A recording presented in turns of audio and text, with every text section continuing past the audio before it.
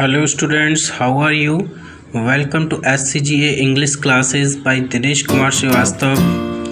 Students, today in this video we are going to study how to write an article, and this is a very important topic for class 9th, 10th, 11th and 12th, and we will discuss the format, marking scheme and everything for classes 9th and 10th and also 11th and 12th.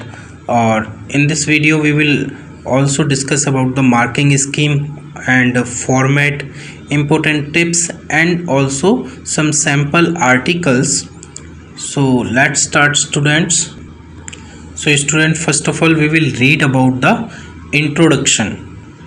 तो एक introduction छोटा सा पढ़ते हैं article writing का कि article क्या होता है। तो सबसे पहले मैं आपको ये बता दूं कि जो आर्टिकल है वो हमारे 9th-10th के सिलेबस में भी आता है और जो 11th-12th का सिलेबस है उसमें भी आता है, तो दोनों में ही है और दोनों की अलग अलग मार्किंग स्कीम होती है। मैं उसके बारे में भी आपको बताऊंगा। तो सबसे पहले इंट्रोडक्शन पढ़ते हैं। An article is a written work published in a print electronic medium. Article क्या है? एक रिटन वर्क है जो कि प्रिंट या इलेक्ट्रॉनिक मीडियम के माध्यम से पब्लिश होता है। It may be for the purpose of propagating news, researching results, academic analysis और debate. Generally it is a piece of writing that is published in a newspaper और magazine. तो ये जो आर्टिकल है वो क्या है? एक पर्पज ऑफ प्रोपगेटिंग न्यूज़ हो सकता है। जब हमें किसी न्यूज़ को प्रोपगेट करना हो यानी चारों तरफ प्रचार करना हो उसका हमें, तो उसका पर्पज हमें किसकी वजह से करना होता है? आर्टिकल्स के थ्रू हमें करना होता है। यानी कि ये क्या हो सकता है? It may be for the purpose of propagating news, यानी न्यूज़ को प्रोपगेट करने के पर्पज से भी आर्टिकल लिखा जा सकता है। रिसर्चिंग रिजल्ट्स, और जो रिजल्ट हैं, बहुत सारे परिणाम हैं, उनको अगर हमें रिसर्च करना है तो उनके लिए भी लिखा जा सकता है। एकेडमिक एनालिसिस के लिए भी लिखा जा सकता है। अगर हमें कोई शैक्षिक जो हमारी गतिविधियां हों या कुछ भी हो उसको हमें एनालिसिस करना हो, एनालाइज करना हो उनको। और डिबेट के लिए भी, जब हमें कुछ डिबेट करनी हो तो उसके लिए भी हम इसको अक्सर लिख सकते हैं। और generally it is a piece of writing, और जनरली क्या है, ये एक इस तरीके का राइटिंग का पीस है, यानी एक लिखने का एक तरीका है that is published in a newspaper और मैगजीन, कि जो न्यूज़पेपर या फिर मैगजीन में पब्लिश किया जाता है।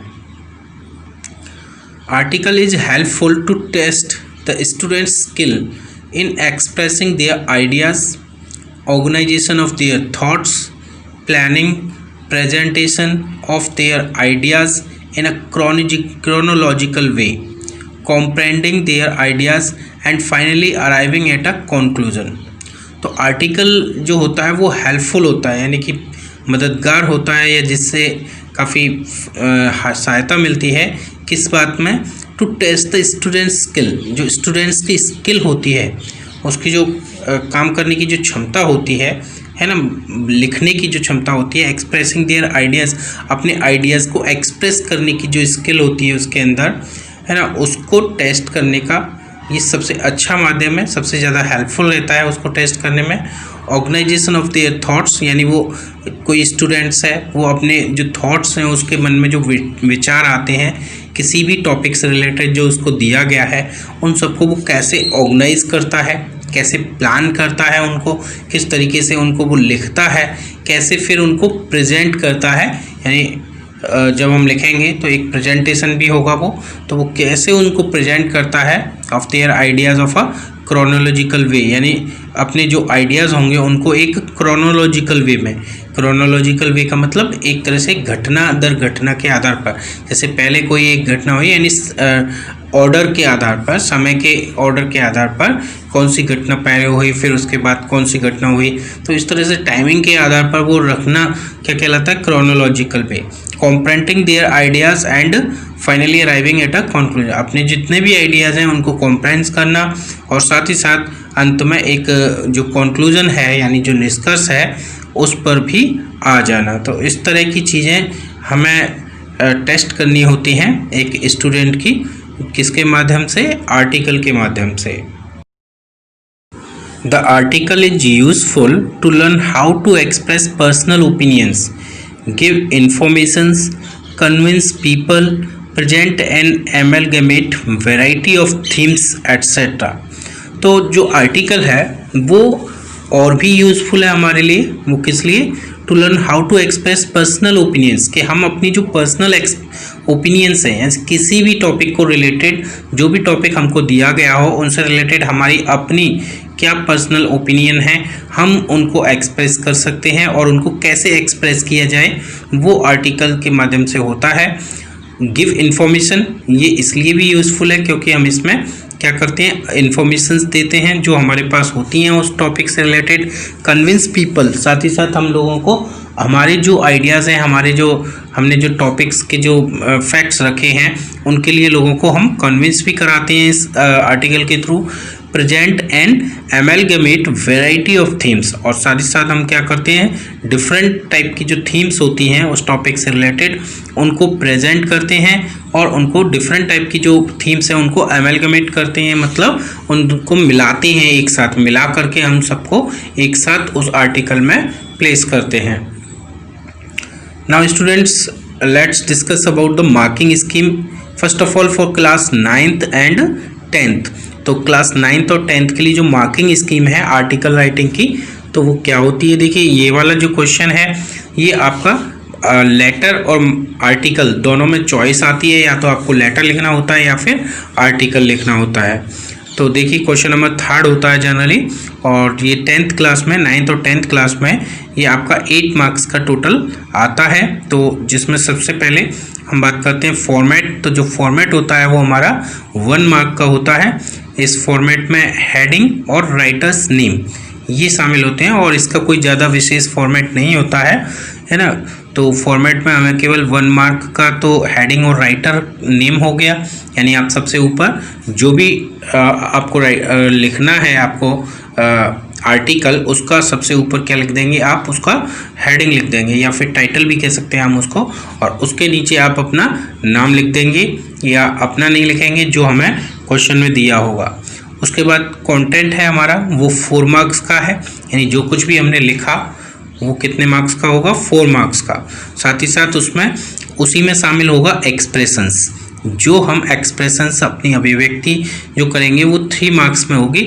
और इसमें देखिए स्टूडेंट्स क्या क्या आपको चेक किया जाएगा, ग्रामेटिकल एक्यूरेसी चेक की जाएगी आपकी, कि आपकी ग्रामेटिकल एक्यूरेसी कितनी है, कहाँ पर मिस्टेक्स हैं, एप्रोप्रिएट वर्ड्स हैं, या आपने जो वर्ड्स हैं उनका जो यूज किया है क्या वो वहाँ पर एप्रोप्रिएट हैं, उपयुक्त हैं, प्रॉपर तरीके से प्रॉपर वर्ड हैं जो वहाँ पर यूज होने चाहिए। साथ ही साथ इसमें स्पेलिंग्स भी चेक की जाएगी कि आपने जो स्पेलिंग्स लिखी हैं वो सही हैं। Coherence and relevance of ideas and style, और जो आइडियाज़ आपने यूज़ किए हैं, जो स्टाइल आपने अपनाई है उसको लिखने की, क्या वो जो टॉपिक आपको दिया गया है क्या उसके संदर्भ में है, क्या उनसे बिल्कुल मेल खाते हुए हैं। तो इन बात को चेक किया जाएगा, और इस तरह से आपको मिला करके टोटल 8 मार्क्स मिलेंगे। अगर आपका 1 मार्क्स लेकर के आना बहुत ही आसान है स्टूडेंट, क्योंकि हमें सिर्फ हेडिंग लिखनी है और राइटर्स नेम लिखना है ना, और कंटेंट और एक्सप्रेशंस के 4 और 3 मार्क्स हैं, तो टोटल हमें 8 मार्क्स इसमें मिलेंगे। Now the marking scheme for class 11th and 12th, तो 11th और 12th में भी हमें आर्टिकल लिखना होता है। तो यहाँ देखते हैं क्या है हमारी मार्किंग स्कीम। सबसे पहले जो फॉर्मेट है जिसमें हम हेडिंग और राइटर नेम लिखते हैं, तो यहाँ पर भी वो 1 मार्क में ही है। कंटेंट यहाँ पर 4 मार्क्स का है, और एक्सप्रेशंस यहाँ पर 5 मार्क्स के हैं। तो यहाँ पर जो 5 मार्क्स एक्सप्रेशंस हैं उनको भी 2 पार्ट में डिवाइड किया हुआ है, जैसे आपकी grammatical accuracy, appropriate word and spellings, है ना। ये चेक करने के लिए आपको 2.5 मार्क्स दिए जाएंगे। अगर यहाँ पर आपके मिस्टेक्स नहीं है तो 2.5 मार्क्स आपके पक्के हैं, और अगर यहाँ पर मिस्टेक होगी तो 2.5 मार्क्स इसमें से कटेंगे आपके। मतलब कंटेंट आपका बिल्कुल ठीक है ना, टॉपिक्स आपने जो भी पॉइंट्स यूज किए हैं वो बहुत ही अच्छे हैं, रिलेटेड हैं उससे, लेकिन अगर आपकी ग्रामेटिकल एक्यूरेसी है तो जो कंटेंट के 4 मार्क्स हैं वो आपको ज़रूर मिलेंगे, और ग्रामेटिकल एक्यूरेसी में अगर कोई कमी है तो फिर वो ग्रामेटिकल एक्यूरेसी में से मार्क्स कटेंगे। लेकिन अगर आपकी वो भी सही है, अप्रोप्रिएट वर्ड्स आपने यूज किए हैं, स्पेलिंग्स भी आपकी सही हैं, तो वो 2.5 मार्क्स आपको पूरे मिलने वाले हैं। Coherence and relevance of ideas and styles, इसके लिए 2.5 मार्क आपको अलग से मिलेंगे।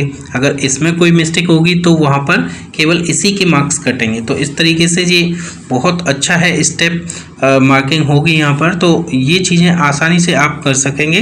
तो इस तरह से क्लास 11th और 12th के लिए जो टोटल मार्क्स जो इसके लिए हैं वो हैं 10 मार्क्स। 1 मार्क का format, content 4 marks and expression 5 marks. Now students, let's discuss about the format of an article. The format of an article consists of the following parts.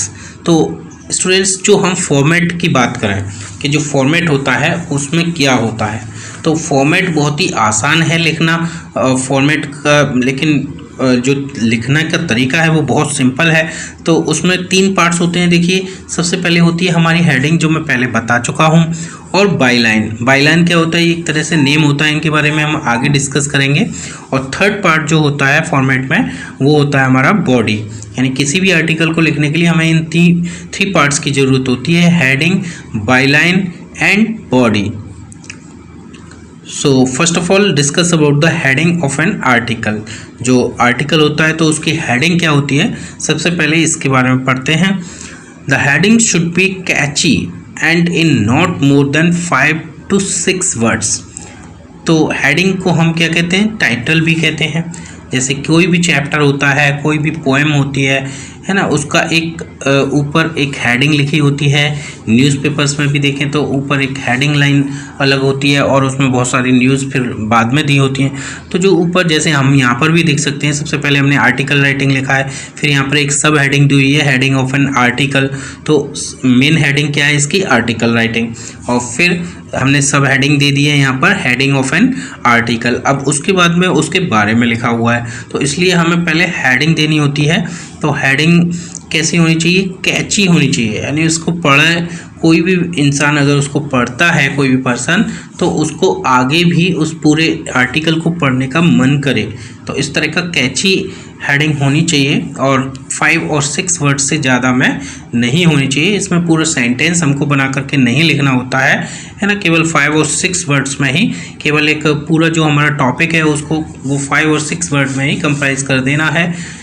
You can go as creative as you want with this one. Just make sure you do not devote too much time on it in the exam. आप क्या कर सकते हैं, You can go as creative as you want, यानी जितना आप चाहें उतना आप क्रिएटिव हो सकते हैं इसके साथ में, हेडिंग लिखने के साथ में। मतलब आप हेडिंग अपनी क्रिएटिविटी के माध्यम से लिख सकते हैं, अपनी क्रिएटिविटी का उसमें यूज कर सकते हैं। With this one just make sure you do not devote too much time. और आपको लेकिन एक बात श्योर करनी है कि आपको जब एग्ज़ाम करें और वहाँ पर आर्टिकल लिखें तो केवल हेडिंग लिखने में आपको ज़्यादा टाइम जो कंज्यूम नहीं करना है, ज़्यादा टाइम वहाँ पर नहीं लेना है, कम समय में ही आपको इस हेडिंग को पूरा लिख देना है।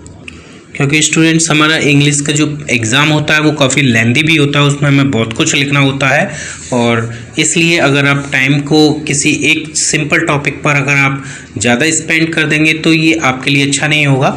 तो इसलिए इस हेडिंग तो बहुत ही सिंपल है, हमें एक ही कुछ शब्दों में ही लिखनी है, तो वो बहुत ही जल्दी लिख देनी ज़रूरी है।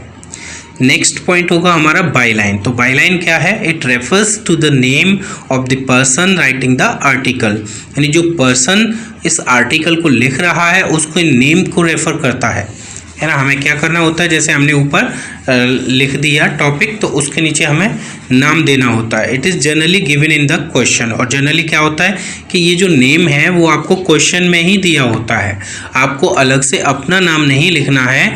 आपको क्वेश्चन में जो नाम दिया होगा केवल वही नाम आपको यूज़ करना है। And if not given then do not write your personal details. और अगर आपको नाम नहीं दिया हो आर्टिकल में, आर्टिकल का जो क्वेश्चन दिया हो उसमें अगर आपको नाम नहीं दिया है तो आपको अपनी पर्सनल डिटेल्स को वहाँ पर नहीं लिखना है। आपको फिर वहाँ पे क्या कर देना है, XXX या XYZ आपको लिख देना है। ऊपर आप हेडिंग लिख देंगे, जैसे मैंने एक एग्जांपल दिया हुआ है, जैसे यहाँ पे हमने टॉपिक लिखा इम्पोर्टेंस ऑफ बुक्स, और नीचे लिख दिया बाय वंशिका। तो यहाँ पर हो सकता है कि वंशिका एक नाम दिया हो क्वेश्चन में, तो हमने वंशिका लिख दिया। इन केस के जैसे आपको क्वेश्चन में कोई नाम नहीं दिया हुआ है तो ऊपर आपने ये हेडिंग लिख दी इम्पोर्टेंस ऑफ बुक्स, और नीचे आप बाय लगा के क्या लिख देंगे, XYZ लगा देंगे या XXX कुछ भी लिख देंगे। लेकिन हमें अपनी पर्सनल डिटेल अपनी तरफ से नहीं देनी है, और वो हमें कब देनी है, जब हमको क्वेश्चन में ही ये नाम दे रखा हो। नेक्स्ट जो पार्ट होगा वो हमारा होगा बॉडी।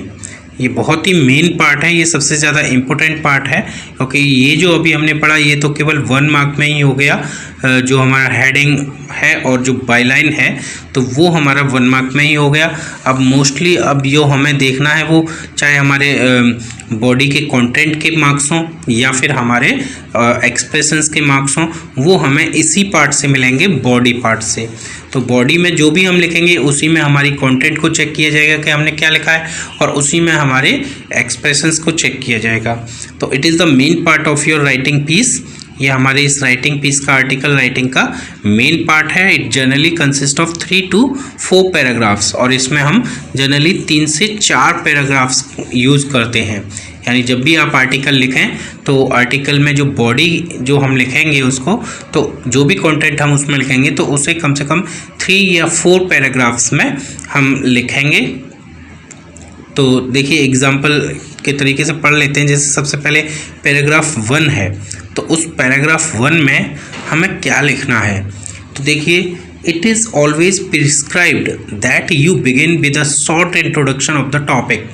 मीन्स हमेशा आपको ये बात प्रिस्क्राइब की जाती है, आपको सलाह दी जाती है या आपको सुझाव दिया जाता है कि जब भी आप आर्टिकल लिखें तो आपको क्या करना है, जो भी टॉपिक है आपके आर्टिकल का उसके एक शॉर्ट इंट्रोडक्शन से अपने पैराग्राफ 1 की शुरुआत करें। जो आप पैराग्राफ 1 लिखेंगे तो उसमें आपको क्या करना है, आपको जो टॉपिक दिया गया है आर्टिकल का उसका इंट्रोडक्शन आपको देना है।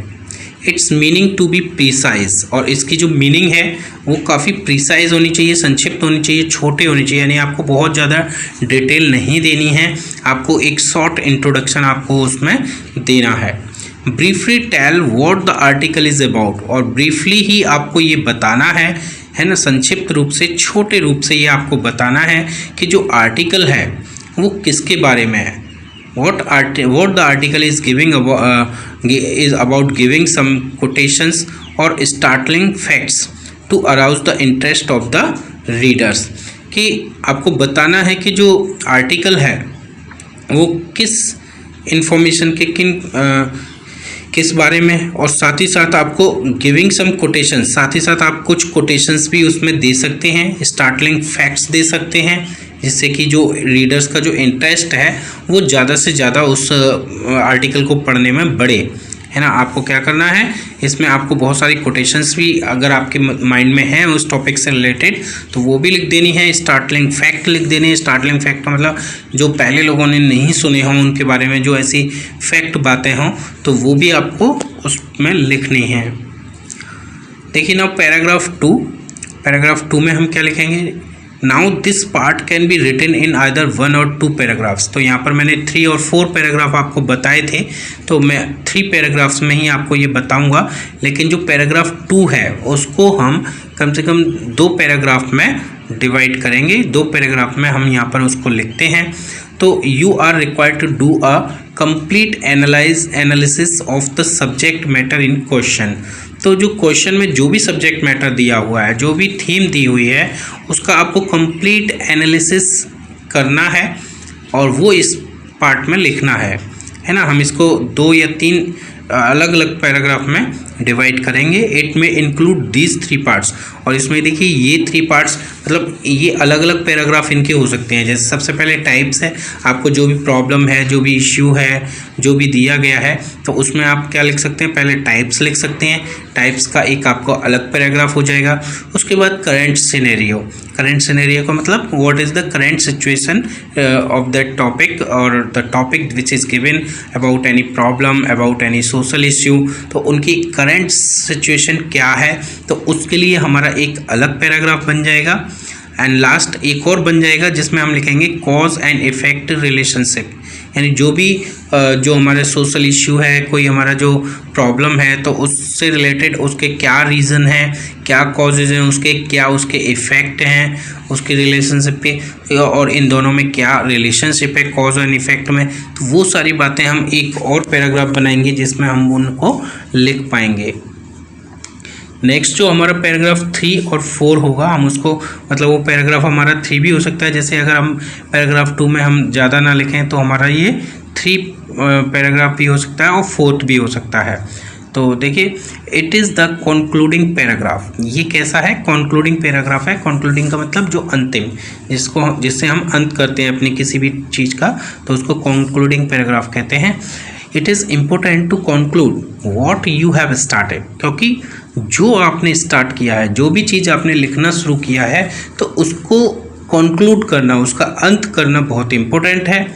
Never leave an article open ended, कभी भी आर्टिकल को ओपन एंडेड नहीं छोड़ना चाहिए, मतलब उसका एंड किए बिना नहीं छोड़ देना चाहिए। कई बार स्टूडेंट्स क्या करते हैं, आर्टिकल या कुछ भी आंसर या स्टोरी कुछ भी लिखते हैं तो उसको वो कंप्लीट नहीं करते। आपने सपोज कीजिए कि आपने पूरे जो वर्ड लिमिट दी हुई है उसमें आपको वो नहीं आ रहा है, 100 वर्ड लिमिट है, लेकिन आपको 50 वर्ड से ज़्यादा या 60 वर्ड से ज़्यादा नहीं दिमाग में पॉइंट्स आ पा रहे हैं कि आप क्या लिखें, तो आपको उन 60 या 70 वर्ड में जहाँ भी आप फिनिश करें तो वहाँ ऐसा लगना चाहिए कि आपका आर्टिकल कंप्लीट हो गया। आपने उन्हीं वर्ड्स में उस पूरा आर्टिकल लिख दिया, वर्ड लिमिट कम हो गई लेकिन आपने आर्टिकल को पूरा लिखा है, जो भी उसमें पॉइंट्स होने चाहिए वो आपने इंक्लूड किए हैं, तो वहाँ पर आपको मार्क्स अच्छे मिलेंगे। अगर आप उसको अधूरा छोड़ देते हैं, है ना, वो कंप्लीट नहीं होता है, तो वो तो आप अगर 100 वर्ड्स की लिमिट है, 100, 150, 150 वर्ड्स की लिमिट है, उसमें भी अगर आप अपने आर्टिकल को पूरा मतलब इस तरीके से लिखते हैं कि वो अधूरा लगता है, तो वहाँ भी आपके मार्क्स कटेंगे। Now it is to be remembered that wherever you elaborate a problem, you always have to mention the steps being taken to improvise the situation and suggest a few solutions as well. यानी it is to be remembered, ये हमेशा याद रखना है कि wherever you elaborate a problem, जहाँ कहीं भी आप एक प्रॉब्लम को एलेबरेट करते हैं, उसको डिस्क्राइब करते हैं, तो you always have to mention the steps. तो आपको साथ ही साथ उसके वो सारे स्टेप्स मेंशन करने होते हैं जो कि उस सिचुएशन को इम्प्रूव करने के लिए लिए गए हों, एंड आपको कुछ सॉल्यूशंस भी सजेस्ट करने होते हैं। ऐसा नहीं है कि आपको केवल आपने जो प्रॉब्लम है, जो सोशल इश्यू दिखाया है, केवल उसको कैसे लिखा गया है, केवल वो लिखना ही नहीं है, साथ ही साथ उसके जो सजेशंस हैं वो भी आपको अपने आर्टिकल में इंक्लूड करने होते हैं। प्रेडिक्शंस एंड पर्सनल प्रॉब्लम्स में भी इंक्लूडेड, और साथ ही साथ इस आर्टिकल में हम प्रेडिक्शंस भी यूज़ कर सकते हैं, यानी हमें अपने मन में कुछ ऐसा आ रहा हो कि हम कैसे इसको सजेस्ट कर सकते हैं, कैसे इसको सॉल्व कर सकते हैं इस समस्या को, तो हम अपनी प्रेडिक्शंस भी लिख सकते हैं। हम अपनी पर्सनल प्रॉब्लम्स भी उस टॉपिक से रिलेटेड जो हों उनको उसमें लिख सकते हैं। ये पूरी तरह से जो आर्टिकल राइटिंग है वो आपके अपने आइडियाज़ हैं, तो आपको अपने आइडियाज़ ही इस पर इंक्लूड करने हैं, लेकिन वो टॉपिक से रिलेटेड होने चाहिए। This paragraph needs to be short and precise, और ये जो पैराग्राफ है, पैराग्राफ 3, ये भी शॉर्ट और प्रिसाइज होना चाहिए। Here also you could add some glitter to your art piece with some quotes, और यहाँ पर भी आप कुछ कोट्स का यूज़ करके, कोटेशंस का यूज़ करके, जो हमारे जो मान लीजिए किसी ग्रेट पर्सनैलिटीज़ के द्वारा बहुत से टॉपिक से रिलेटेड अपने कुछ कोटेशंस दिए होते हैं, तो आप उन कोटेशंस का यूज़ करके इसको और भी ज़्यादा डेकोरेट यानी कि अच्छा बना सकते हैं। तो स्टूडेंट्स, ये था आपका कि जो आर्टिकल होता है उसके क्या क्या पार्ट्स होते हैं, कितने पार्ट्स होते हैं, तो उनके बारे में मैंने आपको क्लियरली समझा दिया है। अब देखिए पढ़ते हैं how to write an article, यानी एक आर्टिकल को लिखना कैसे है। यानी जब हम शुरुआत करें आर्टिकल लिखने का मतलब सबसे मेन चीज़ होती है उसकी बॉडी, है ना, हेडिंग, टाइटल और बाय नेम, हमने बाय लाइन हमने लिख दिया, अब हमने बॉडी लिखनी है। कंटेंट लिखना है तो उसको हम कैसे लिखते हैं, सबसे पहले क्या करना है उसमें, क्या नहीं करना है, तो वो देखिए हम समझते हैं। First and foremost give a suitable heading और टाइटल टू द आर्टिकल। तो ये तो पहली लाइन हो ही गई जिसमें हमें सूटेबल हेडिंग लिखनी है, टाइटल लिखना है आर्टिकल का। It is advisable to give an apt title after completion of the body of the title, है ना। बॉडी ऑफ द टाइटल करने के लिए हमें ये एडवाइजेबल है, ये सलाह दी जाती है कि हम एक अप्रोप्रिएट टाइटल लिखें, यानी हमारा जो टाइटल है वो बहुत ही अप्रोप्रिएट होना चाहिए। The student should be clear in their mind about the theme that is to be followed, और जो भी थीम उनको फॉलो की जानी है, यानी आगे जो भी फॉलो करनी है, जो भी थीम लिखनी है उनको, उसको हमेशा अपने माइंड में क्लियरली दिमाग में रखना चाहिए उसको। The name of the writer is mentioned below the title, और टाइटल के ठीक नीचे हमें जो उसका नाम है राइटर का वो लिखना है। The article should be in accordance with the views of the writer, और जो आर्टिकल है वो जो आर्टिकल को लिखने वाला जो राइटर है उसके व्यूज़ के अकॉर्डिंग होनी चाहिए। So the students are required to establish the context accordingly, तो इसीलिए स्टूडेंट्स को ये उम्मीद की जाती है या उनके लिए ये ज़रूरी है कि वो जो कॉन्टेक्स्ट लिख रहे हैं उसको उसी के अकॉर्डिंगली इस्टेब्लिश करें। In fact it is a complex part of the article, और वास्तव में ये क्या होता है, एक आर्टिकल का ये कॉम्प्लेक्स यानी कि एक जटिल पार्ट होता है। The students should include required information in the body of the article, तो जो आर्टिकल की जो बॉडी होती है उसमें स्टूडेंट्स को क्या करना चाहिए, जो भी रिक्वायर्ड इन्फॉर्मेशन है उसको इंक्लूड करना चाहिए, यानी जो टॉपिक से रिलेटेड इन्फॉर्मेशन उसके पास है वो उसको इंक्लूड करनी चाहिए। विच कंसिस्ट डिफरेंट एस्पेक्ट्स, जिसमें बहुत सारे एस्पेक्ट्स हो सकते हैं, जैसे कि कॉजेज़ हैं, इफ़ेक्ट्स हैं, सॉल्यूशंस हैं, and what steps should be taken, और क्या क्या स्टेप्स लिए जा सकेंगे, तो वो उनको मेंशन करने हैं। Conclude the article in an effective way, और एक बहुत ही इफेक्टिव वे में अच्छे तरीके से हमें अपने आर्टिकल को कॉन्क्लूड करना है। इनकम्प्लीट और confusing conclusion is not acceptable, अगर आपका जो कंक्लूजन है वो इनकम्प्लीट है, पूरा नहीं हुआ है, कन्फ्यूजिंग है, तो इस तरह के कंक्लूजन को एक्सेप्ट नहीं किया जा सकेगा।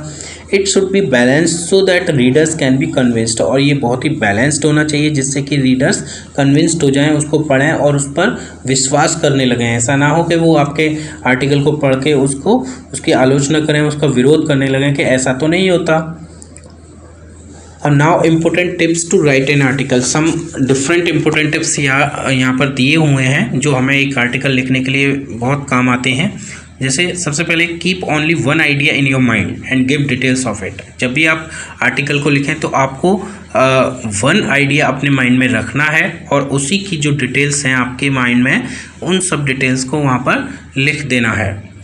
Heading title of the article should be clear and supportive to the contents, जो भी हेडिंग या टाइटल हम आर्टिकल को दे रहे हैं वो बिल्कुल क्लियर होना चाहिए, सपोर्टिंग होना चाहिए जो भी कंटेंट हम लिख रहे हैं उसके, यानी ऐसा नहीं है कि हमारा कंटेंट कुछ और कह रहा है और जो हेडिंग हमने लिख दी, टाइटल हमने जो लिख दिया वो कुछ और के बारे में बता रहा है, तो ऐसा नहीं होना चाहिए।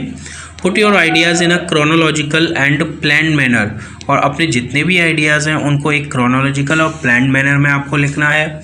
अवॉइड रिपीटिशन ऑफ पॉइंट्स, आपको जो पॉइंट्स का जो रिपीटिशन है उससे बचना है, यानी कई पॉइंट्स आपको बार बार यूज़ नहीं करने हैं। Language should be simple but supportive, आपकी जो लैंग्वेज है वो होनी सिंपल चाहिए, बहुत ही सिंपल लैंग्वेज में आपको लिखना है।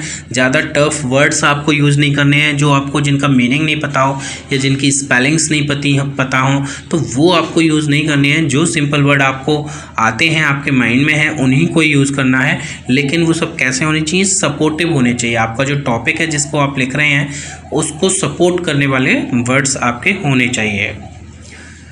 Sentences should be short and crispy, जो आपके सेंटेंसेस हैं वो शॉर्ट होने चाहिए, यानी बहुत लेंथी सेंटेंस आपको बना करके नहीं लिख देना है। कई बार स्टूडेंट्स क्या करते हैं कि उनका जो फुल स्टॉप है वो आता ही नहीं है और लंबा सा सेंटेंस लिख देते हैं, तो वो बहुत ही ज़्यादा बुरा लगता है और वो रीडर के लिए बहुत ही ज़्यादा परेशानी करने वाला होता है, तो उस पर मार्क्स आपको अच्छे से नहीं मिल पाते। तो आपको छोटे छोटे सेंटेंसेस का यूज़ करना है, बिल्कुल एक्यूरेट सेंटेंस आपके होने चाहिए। Contrasting views are mandatory which are related to the topics, और टॉपिक से रिलेटेड जो कॉन्ट्रास्टिंग व्यूज़ हैं उसका विपरीत जो व्यूज़ हैं वो भी मैंडेटरी होते हैं, है ना, वो भी आपको लिखने होते हैं। Conclusion should be short and clear, और आपने जो कंक्लूजन लिखना है तो वो भी काफ़ी शॉर्ट और क्लियर होना चाहिए। Article should be written in the range of word limit, और जो आर्टिकल है वो एक वर्ड लिमिट की रेंज में लिखा जाता है, यानी आपके लिए जो भी वर्ड लिमिट प्रिस्क्राइब की गई हो तो जो वो आपको क्वेश्चन में ही दी होगी उसी वर्ड लिमिट में आपको उसको लिखना है। उससे कम, उससे एक्सीड करने पर, थोड़ी बहुत कम है चलता है, लेकिन अगर आप एक्सीड करते हो उसको ज़्यादा वर्ड लिमिट में लिख देते हो तो आपके मार्क्स डिडक्ट हो जाते हैं। तो इसलिए वर्ड लिमिट का हमको विशेष ध्यान रखना है। और स्टूडेंट साथ ही साथ मैं आपको ये भी बता दूं कि जब हम आर्टिकल लिखते हैं तो जनरली हमें आर्टिकल लिखने में अगर कोई ओल्ड इवेंट का हम कोई रिकॉर्ड बता रहे हैं तो एक अलग बात है, वरना हम उसमें जनरली प्रेजेंट टेंस का ही यूज़ करते हैं, पास्ट टेंस का हम उसमें यूज़ नहीं करते जब भी हम आर्टिकल लिखते हैं। So students, now let discuss the article with a simple sample article. मैं आपको एक एग्जांपल देता हूँ। यहाँ पर एक सैम्पल आर्टिकल दिया हुआ है, तो वो किस तरीके से देखिए हम आर्टिकल लिखते हैं। तो यहाँ पर एक सैम्पल आर्टिकल है, by 2050 India will be amongst the countries which will face acute water shortage. 2050 तक, यहाँ ये क्वेश्चन है एक आर्टिकल लिखने के लिए, तो वहाँ कहते हैं कि 2050 तक इंडिया ऐसे देशों में शामिल हो जाएगा जो एक्यूट वाटर शॉर्टेज को फेस कर रहे होंगे, यानी पानी की कमी को फेस कर रहे होंगे। हमारे यहाँ पानी को बहुत ज़्यादा वेस्ट किया जाता है, तो जिस वजह से आने वाले समय में हमें पानी के लिए बहुत समस्याओं का सामना करना पड़ सकता है। You are highly alarmed and terrified of the future world without water, और आप बिना पानी के फ्यूचर वर्ल्ड को सोच करके कि भविष्य में पानी नहीं होगा, इस बात को सोच करके काफ़ी आप अलार्म्ड हैं, टेरिफाइड हैं, भयभीत हैं, परेशान हैं। So write an article on save water, are we doing enough for the local daily in 150 to 200 words. तो आपको क्या करना है, आपको एक आर्टिकल लिखना है लगभग 150 से 200 वर्ड्स तक में लोकल डेली न्यूज़पेपर के लिए, और टॉपिक आपका क्या होगा, save water, are we doing enough. तो यहाँ पर देखिए आर्टिकल का जो टाइटल है आपको वो ऑलरेडी आपके आर्टिकल में दिया हुआ है, तो आपको इसके मार्क्स मिलने ही हैं। और यहाँ पर जैसे नाम नहीं दिया हुआ है तो आप XYZ लिख सकते हैं, कुछ भी लिख सकते हैं। तो देखिए यहाँ पर ये मैंने सॉल्व किया हुआ है ये आर्टिकल। तो यहाँ पर देखिए सबसे पहले हमने ऊपर हेडिंग लिख दी save water, are we doing enough. उसके बाद नीचे हमने लिख दिया है बाई XXX, ये हमारा क्या हो गया, बाई लाइन हो गया। अब देखिए यहाँ पर हम देखते हैं पैराग्राफ 1 है हमारा। मैंने इसको पैराग्राफ, आपको जब आर्टिकल लिखना है तो ये पैराग्राफ 1, पैराग्राफ 2, पैराग्राफ 3 ये नहीं लिखना है ना। ये मैं आपको एक और एग्जांपल दूंगा, उससे क्लियर हो जाएगा। कंक्लूजन यहाँ पर मैंने हेडिंग दी हुई है, वो हेडिंग आपको एक भी नहीं लिखनी है, आपको डायरेक्ट लिखना है। तो जैसे मैंने पैराग्राफ 1 में मैंने ये इसलिए लिख दिया है क्योंकि मैंने जो आपको बताया कि पैराग्राफ 1 में हमको क्या देना है, इंट्रोडक्शन देना है, तो वो हमें वो देते हुए ही यहाँ पे मैंने लिखा है, इसलिए मैंने आपको समझाने के लिए यहाँ पर पैराग्राफ 1, पैराग्राफ 2 लिखे हुए हैं। तो देखिए हम शुरू करते हैं, save water, are we doing enough, यानी पानी को बचाएं, क्या हम पानी को बचाने के लिए जो कर रहे हैं क्या वो इनफ है, पर्याप्त है, काफ़ी है। तो देखिए many people are living with less water than they need, यानी आज के समय में बहुत सारे लोग रह रहे हैं, मतलब जितनी पानी की उनको आवश्यकता है उससे कम पानी में, यानी कम पानी में अपना गुजारा कर रहे हैं। Where in the world's most prosperous cities और in its bountiful agricultural heartlands, चाहे वो हमारे संसार के जो सबसे ज़्यादा प्रॉस्परस सिटीज़ हों या फिर हमारी जो एग्रीकल्चर हार्टलैंड्स हैं, यानी हमारी कृषि से संबंधित जो क्षेत्र हैं वो हों, है ना। सभी जगह पर क्या है, मोस्टली बहुत सारी जगह पर जो लोग हैं वो कम पानी के साथ में ही गुजारा कर पा रहे हैं, यानी जितनी उनको आवश्यकता है उतना पानी नहीं मिल पा रहा है। Droughts have also become more frequent, और जो ड्रॉट्स हैं यानी सूखा वो भी फ्रीक्वेंट हो गए हैं, अक्सर आते रहते हैं। हमने कई बार देखा है कि अक्सर बहुत सारी जगहों पर सूखा पड़ा।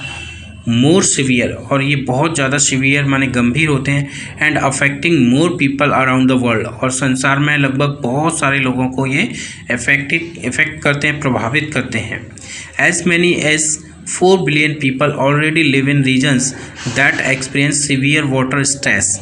और लगभग 4 बिलियन पीपल पहले ही ऐसे रीजन्स में रह रहे हैं, ऐसे क्षेत्रों में रह रहे हैं जहाँ पर वो सीवियर वाटर स्ट्रेस को यानी सीवियर वाटर शॉर्टेज को एक्सपीरियंस करते हैं for at least 1 month of the year, यानी पूरे वर्ष में कम से कम 1 महीने। जैसे हमारे मंथ में हमारे यहाँ देखें तो जो जून का मंथ होता है, जून जुलाई गर्मियों का सीजन होता है, उसमें हमें पानी की सबसे ज़्यादा परेशानी का सामना करना पड़ता है। With populations rising these stress will only amount. तो पॉपुलेशंस के राइज होने के साथ साथ यानी हमारी जो जनसंख्या है उसके बढ़ने के साथ साथ क्या होगा, ये जो स्ट्रेस है, ये जो दबाव है, ये जो तनाव है, वो और भी ज़्यादा बढ़ता चला जाएगा, क्योंकि पानी उतना ही है और इसको पीने वालों की संख्या लगातार, इसको यूज़ करने वालों की संख्या लगातार बढ़ती जा रही है। अब देखिए पैराग्राफ 2 है। पैराग्राफ 2 में हमने क्या लिखा है, water is the precious gift of God on earth. जो वाटर है वो क्या है, हमारी अर्थ पर ईश्वर के द्वारा दिया गया एक प्रीसियस गिफ्ट है, अमूल्य उपहार है। Life exist on earth because of the availability of water. हमारे इस अर्थ पर लाइफ किस लिए एग्जिस्ट करती है, क्योंकि यहाँ पर पानी अवेलेबल है। अगर यहाँ पर वाटर की अवेलेबिलिटी नहीं होती तो हम जानते हैं कि बिना वाटर के हम जीवित भी नहीं रह सकते। Itself being tasteless, odourless and colourless, it add taste, colour and nice smell in the life of living beings on the earth. तो हम पानी की बात करें तो ये स्वयं में जो अपने आप में जो पानी है वो कैसा है, टेस्टलेस है। इसमें अपना इसका कोई टेस्ट नहीं होता, कोई इसका ये ऑर्डरलेस है, इसका कलरलेस है, इसका कोई रंग नहीं होता, इसका कोई स्वाद नहीं होता। इट एड्स टेस्ट, लेकिन ये क्या करता है, ह्यूमन बींग्स की लाइफ में टेस्ट को बढ़ा देता है, कलरफुल लाइफ उसकी बना देता है और बहुत ही नाइस स्मेल उसके जीवन में भर जाती है। यानी पानी की वजह से ही हम खाना बनाते हैं, जो भी हमारी चीज़ें बनती हैं उसमें पानी का यूज़ होता है। हर चीज़ में, हमारे जीवन के हर क्षेत्र में पानी का यूज़ होता है। तो देखिए पैराग्राफ 3 है यहाँ पर, here are different methods we can follow. तो यहाँ पर देखिए कुछ मेथड दे दिए गए हैं वाटर को कंजर्व करने के। तो कुछ मेथड्स हैं जिनको हम फॉलो कर सकते हैं to save clean drinking water. जो क्लीन ड्रिंकिंग वाटर है, पीने के लिए जो स्वच्छ पानी है उसको सेव करने के लिए। And deal with the matter scarcity, water scarcity, और जो वाटर स्कार्सिटी की जो समस्या है उसको हम सॉल्व कर सकते हैं। जैसे rain water harvesting, it is one of the most effective and suitable method among save water techniques. जितनी भी सेव वाटर टेक्निक हैं, पानी को बचाने की जो टेक्निक हैं, उनमें रेन वाटर हार्वेस्टिंग सबसे ज़्यादा, या कहें कि one of the most effective and suitable. सब जितने भी टेक्निक्स में जो ऐसी टेक्निक हैं जो काफ़ी इफ़ेक्टिव हैं, सूटेबल हैं, उनमें से रेन हार्वेस्टिंग एक ऐसी है। हम जो बारिश का पानी है उसको प्रिजर्व कर सकते हैं, उसको अपने फ्यूचर यूज़ के लिए हम उसको कंजर्व कर सकते हैं। तो यहाँ पर देखिए एक सॉल्यूशन भी दे दिया गया है। अब देखिए कंक्लूजन है इसका। तो afforestation is also a good method as it reduces surface run off and recharge the ground water. तो यहाँ पर भी देखिए थोड़ा सा सॉल्यूशन दिया हुआ है कि जो अफॉरेस्टेशन है, यानी कि अफॉरेस्टेशन का मतलब होता है पेड़ लगाना, वृक्ष लगाना। तो जो जितने हम ज़्यादा वृक्ष लगाएंगे उतना ही ज़्यादा अच्छा होगा। तो ये भी एक अच्छा मेथड है जो it reduces surface run of. जो सरफेस रन ऑफ होता है यानी सरफेस पर जो पानी जो बहता हुआ चला जाता है उसको वो रिड्यूस करता है। जितने ज़्यादा पेड़ होंगे तो वो पानी के बहाव को रोकेंगे। एंड जो ग्राउंड वाटर होता है उसको भी रिचार्ज कर देता है, जब है ना। It promotes underground water conservation, और साथ ही साथ ये अफॉरेस्टेशन से यानी पेड़ों से क्या होता है, जो अंडर वाटर कंजर्वेशन होता है वो भी होता है। By practicing such methods, we can conserve more water naturally and ensure the availability of it for future generations. तो हम इन मेथड्स का यूज़ करके, इनको प्रैक्टिस करके हम क्या कर सकते हैं, ज़्यादा से ज़्यादा जो वाटर है उसको नेचुरली ही हम कंजर्व कर सकते हैं, और साथ ही साथ हमारी फ्यूचर जनरेशन्स के लिए भी हम इस पानी की अवेलेबिलिटी को श्योर कर सकते हैं। We should take a pledge, हम एक प्लेज ले सकते हैं, एक शपथ ले सकते हैं and make it a life long motto, और हम इसको अपने जीवन का हमेशा रहने वाला एक मोटो, एक उद्देश्य बना लें, टू प्रिजर्व वाटर, कि हम पानी को हमेशा प्रिजर्व करेंगे, बचा कर रखेंगे। Because if you conserve water it means you conserve life, क्योंकि अगर आप वाटर को कंजर्व करते हैं इसका मतलब क्या है कि आप लाइफ को कंजर्व करते हैं। तो इस तरीके से हमने देखिए एक कोटेशन भी दे दी हमने अपने कंक्लूजन में, तो ये आर्टिकल आपको क्लियर हो गया होगा। अब मैं आपको एक और एग्जांपल देता हूँ। तो देखिए ये एग्जांपल है, यू आर रेनू रोहित। तो देखिए यहाँ पर नाम भी दिया हुआ है आपका, तो आप रेनू या रोहित हैं। Write an article of 150 to 200 words for your school magazine on journalism as a career. आपको अपनी स्कूल मैगजीन के लिए एक आर्टिकल लिखना है और उसका टॉपिक क्या है, जर्नलिज्म एज अ कैरियर। तो यहाँ टॉपिक मोस्टली ज़्यादातर आर्टिकल में आपको दे दिए जाते हैं। You may use the following points as well as ideas of your own. तो यहाँ पर दिया हुआ है कि आप यहाँ पर कुछ पॉइंट्स दिए हुए हैं, आप उन पॉइंट्स को यूज़ कर सकते हैं, साथ ही साथ आपको अपने जो आइडियाज़ हैं उनका भी यूज़ करना है। तो यहाँ पे देखिए दिए हुए हैं कुछ पॉइंट कि journalism suitable for those good at language, यानी जो लैंग्वेज में अच्छे हैं, जिनकी भाषा पर अपनी अच्छी कमांड है, उनके लिए बहुत ही सूटेबल है। Who desire to present the truth to the public, और ऐसे लोग जो सच्चाई को लोगों के सामने लाना चाहते हैं, उनके लिए जो जर्नलिज्म का जो फील्ड है वो बहुत ही ज़्यादा सूटेबल है।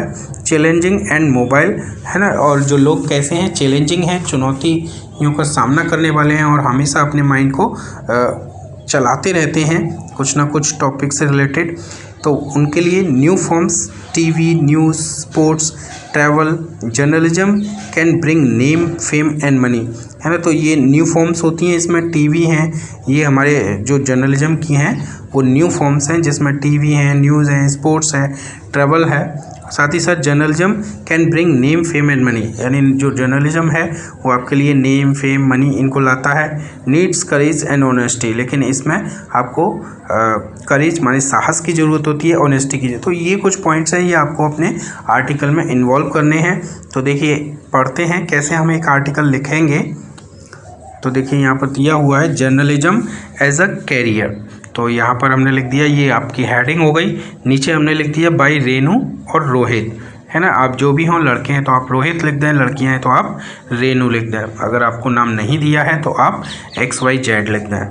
तो देखिए among the numerous careers open to youngster journalism is perhaps one of the most challenging.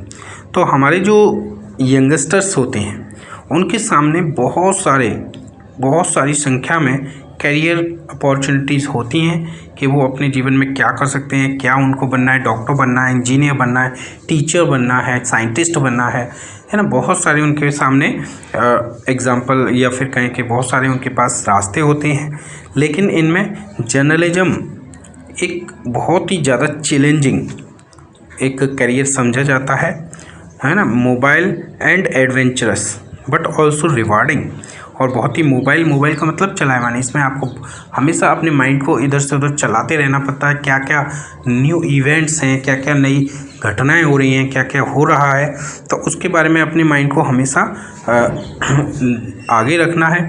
और बहुत ही एडवेंचरस कैरियर है, इसमें बहुत ही आपको कह सकते हैं कि कठिनाइयों का भी सामना करना पड़ सकता है, लेकिन बहुत ही रिवार्डिंग भी होता है। Journalism is not everyone's cup of T, लेकिन जो जर्नलिज्म है वो हर किसी के कप ऑफ टी नहीं होता है, मतलब हर किसी के बस की बात नहीं होती है, हम ये कह सकते हैं। यानी हर कोई उसको अपना कैरियर नहीं चुन सकता है। इट रिक्वायर्स स्पेशल स्किल, क्योंकि इसमें कुछ स्पेशल स्किल की ज़रूरत पड़ती है जो इंसान के अंदर होनी चाहिए। The primary and essential ones being good command of language, जो सबसे पहली और आवश्यक जो ज़रूरत है वो है कि आपकी लैंग्वेज पर एक बहुत अच्छी कमांड होनी चाहिए। अगर आपकी लैंग्वेज पर कमांड नहीं है तो journalism is not a better career, good career for you. Only those who can use language effectively should opt, और केवल वही लोग जो लैंग्वेज को बड़ी इफ़ेक्टिव तरीके से यूज कर सकते हैं उन्हीं को ही इस कैरियर को चुनना चाहिए। तो देखिए एक शॉर्ट इंट्रोडक्शन हो गया। For this career journalism is concern with current affairs, और इस कैरियर के लिए यानी इस व्यक्ति के लिए जो भी उसको यूज़ करता है, जो जर्नलिज्म क्या है वो कंसर्न विद करंट अफेयर्स, वो करंट अफेयर्स से संबंधित होता है। Therefore those who aspire to be journalist, इसलिए वो लोग जो कि एक जर्नलिस्ट बनना चाहते हैं, should have keen interest and awareness of politics, उनको पॉलिटिक्स में क्या होना चाहिए, कीन इंटरेस्ट होना चाहिए, तेज उनका मतलब बहुत ज़्यादा रुचि होनी चाहिए, उनको बहुत सारी अवेयरनेस होनी चाहिए, केवल पॉलिटिक्स की ही नहीं, इंटरनेशनल अफेयर्स की, जो हमारे अंतर्राष्ट्रीय मामले होते हैं, सोशल स्टडीज़ होती हैं, सोशल इश्यूज़ होते हैं, है ना, हमारी क्या क्या समस्याएं होती हैं, उन सब के बारे में उनको पूरी नॉलेज होनी चाहिए। Journalist are the most active arm of media, जो हमारी मीडिया होती है उसका एक सबसे ज़्यादा एक्टिव आर्म कौन होता है, जर्नलिस्ट होते हैं। आर्म का मतलब उनके एक हिस्सा कह सकते हैं, उनकी एक भुजा कह सकते हैं। The impact of media on the general public is quite powerful, और क्योंकि जो मीडिया होता है उसका जो इम्पैक्ट होता है जनरल पीपल पर, सामान्य लोगों पर, बहुत ही ज़्यादा पावरफुल होता है। Hence great responsibility rest on journalist, इसीलिए जो जर्नलिस्ट होते हैं उन पर बहुत बड़ी रेस्पॉन्सिबिलिटी उनके ऊपर होती है। Investigate journalism is the latest breed, और इन्वेस्टिगेटिव जर्नलिज्म क्या है, वो आज के समय की लेटेस्ट ब्रीड है। यानी आजकल जो जर्नलिस्ट हैं वो एक तरह से पुलिस की तरह से, जैसे पुलिस या हमारी जो सीबीआई होती है वो बहुत सारे केसेस के बारे में इन्वेस्टिगेशन करती है, तो आज थोड़ा सा ट्रेंड बदला है और हमारे जो जर्नलिस्ट हैं वो भी इस काम में इन्वॉल्व हुए हैं।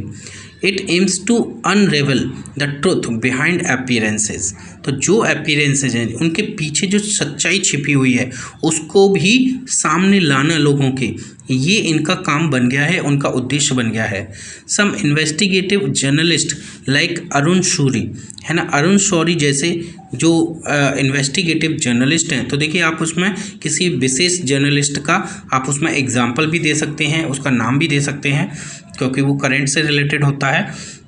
तो कुछ ग्रेट जर्नलिस्ट हैं अरुण शौरी जैसे, have achieved name, fame and phenomenal success through their writings, उन्होंने अपनी राइटिंग से क्या किया है, क्या प्राप्त किया है, उन्होंने नाम प्राप्त किया है, अपनी प्रसिद्धि प्राप्त की है और लगातार सक्सेस अपने जीवन में प्राप्त की है।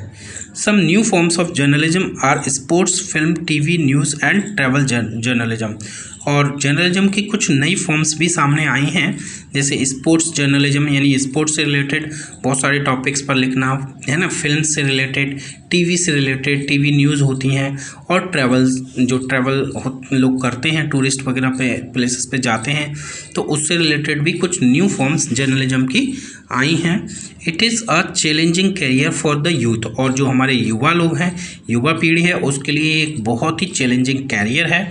It has great prospects but demands courage, इसमें बहुत ज़्यादा प्रॉस्पेक्ट है, यानी बहुत कुछ आपको मिलेगा, लेकिन इसमें आपको बहुत ज़्यादा करेज की ज़रूरत है, इंटीग्रिटी की ज़रूरत है, and the capacity to rough it out, और इसको अच्छे से रफ करने की कैपेसिटी भी आपके अंदर होनी चाहिए।